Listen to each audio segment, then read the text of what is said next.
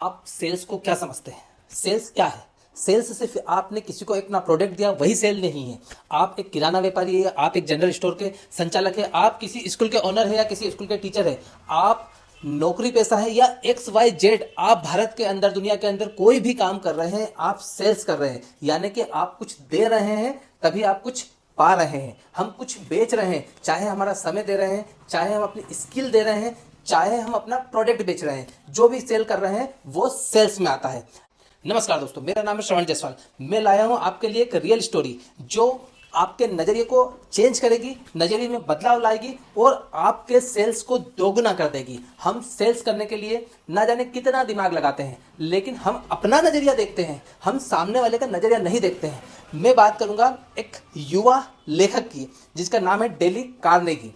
ये वॉशिंगटन के हैं। इन्होंने युवा अवस्था से लिखना शुरू कर दिया था, लेकिन जीवन यापन लिखने से नहीं होता है, यह उन्हें जल्दी ही समझ में आ गया। उन्होंने जल्दी ही अपने लिए कोई काम तलाशना शुरू करा। कार्नेगी ने अपने जीवन का पहला कदम रखा है सेल्स की दुनिया में।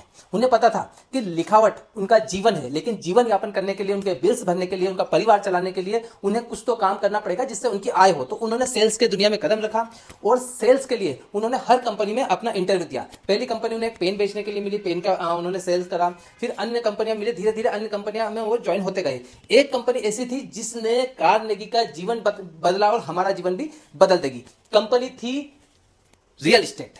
वो लोगों से इन्वेस्टमेंट कराती थी कब्रिस्तान के लिए जगह में। आप मान के चले कब्रिस्तान की जगह कौन खरीदता है, लेकिन वॉशिंगटन में पब्लिक बढ़ती जा रही थी और जगह कम होती जा रही थी। ऐसे में कब्रिस्तान के लिए जगह खरीदी जा रही थी। अब यहां कार्नेगी को मौका मिला और उन्होंने सोचा कि यार ये तो बहुत अच्छा जॉब है, मैं इसे बहुत आसानी से बेच लूंगा। उत्साह से भर गए और उन्होंने वो जॉब ज्वाइन करी। घर घर लोगों को गए और उन्होंने बताना स्टार्ट करा कि वॉशिंगटन में जनसंख्या जिस स्तर से बढ़ रही है, एक समय ऐसा आएगा कि हमें मरने के बाद में दफनाने के लिए जगह भी नहीं मिलेगी। लोगों को बात तो उनकी पसंद आती, लेकिन लोग वो भूमि खरीदते नहीं थे। कार्नेगी ने एक और चीज उन्होंने बताई कि भैया ये जगह जब आप खरीदेंगे तो 5 साल बाद प्रॉफिट में कंपनी इसे वापस आपसे खरीद लेगी। मतलब आपका इन्वेस्टमेंट का फायदा भी ये रहेगा कि आपको वापस लाभ में पैसा मिल जाएगा। लेकिन लोग फिर भी वो जमीन खरीदने को राजी नहीं हुए।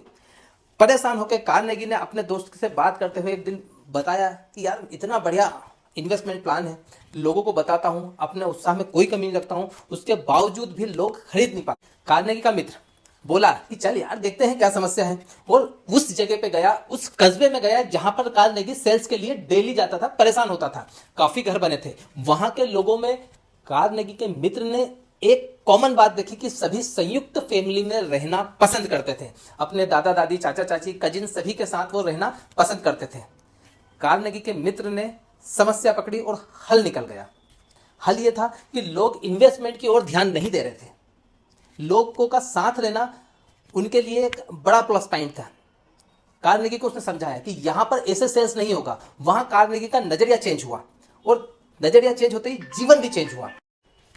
अब उन्हीं लोगों के पास कार्नेगी जाता और उन्हें इन्वेस्टमेंट का प्लान नहीं बताता, उन्हें संयुक्त साथ जीने के साथ साथ साथ मरने का प्लान बताता। लोगों को बताता कि आप अपने परिवार के लोगों को एक साथ ही, अब जैसे ही साथ हम जी रहे हैं वैसे ही आपके दादा शांत हुए, उन्हें दफनाया, आपके परदादा शांत हुए, उन्हें दफनाया। आप अपने परिवार की सारी डेड बॉडी एक साथ दफना सकते हैं।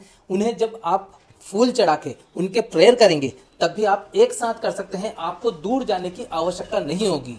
जहां लोग इमोशनल थे, संयुक्त परिवार में साथ रहते थे, उन्होंने इसे अपॉर्चुनिटी समझा और सेल कार्नेगी की बढ़ने लगी। अपॉर्चुनिटी क्या थी? लोग वही थे, लेकिन नजरिया चेंज करा कार्नेगी ने खुद का। लोग क्या सोचते हैं वैसा उन्हें समझाया जाए तो लोग आपकी चीज खरीदेंगे। कार्नेगी पहले समझा रहे थे इन्वेस्टमेंट का प्लान, बाद में समझाया साथ जीने मरने का प्लान। लोग भावनात्मक थे, उन्होंने साथ जीने मरने वाला प्लान ज्यादा अच्छा लगा।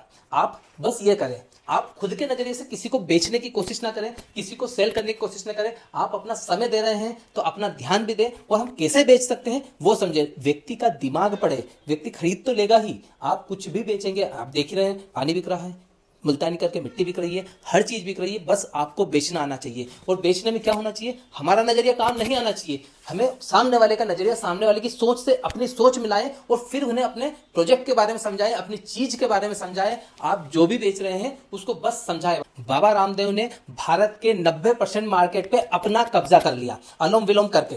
बाबा रामदेव पर एक भरोसा था, उन्होंने अपने प्रोडक्ट को बेचा ही कुछ इस प्रकार से, पेश ही आपके सामने इस प्रकार से करा कि वो लोगों को पसंद आया। आप भी अपने प्रोडक्ट को लोगों के इमोशनल के साथ जोड़ दीजिए और वो आराम से बिकेगा। आप छोटा सा व्यापार कर रहे हैं तो लोगों के इमोशनल के साथ जुड़े, और आप बड़ा सा व्यापार कर रहे हैं तो लोगों के इमोशनल के साथ जुड़े। आप जैसे जैसे लोगों से जुड़ते जाएंगे, उनके दिमाग को पढ़कर उनके साथ चलते जाएंगे, उनसे व्यवहार बनाते जाएंगे, आपका प्रोडक्ट नंबर 1 होगा। आप नौकरी कर रहे हैं, हमारा समय हम दे रहे हैं, तो हम बॉस से साथ साथ कलीग से कैसा व्यवहार करें। बॉस से तो सब अच्छा व्यवहार कर लेते हैं, लेकिन हमारे नीचे वालों से भी कैसा व्यवहार करें। आपकी तरक्की कोई नहीं रोक सकेगा। दुनिया में, भारत में कोई भी व्यक्ति अगर हो और वो सेल्स पर्सन हो, यही संभव है। सेल्स पर्सन नहीं हुए तो संभव ही नहीं है। तो आप और हम सभी सेल्स कर रहे हैं। मैं आपको अपने वीडियो सेल्स कर रहा हूं, आप उसे देख रहे हैं, अपना समय दे रहे हैं, इसलिए क्योंकि मैं कुछ सेल कर रहा हूं। मैं आपको जीवन में वैल्यू एड करूंगा तो आप क्या करेंगे, मुझे कुछ ना कुछ समय देंगे।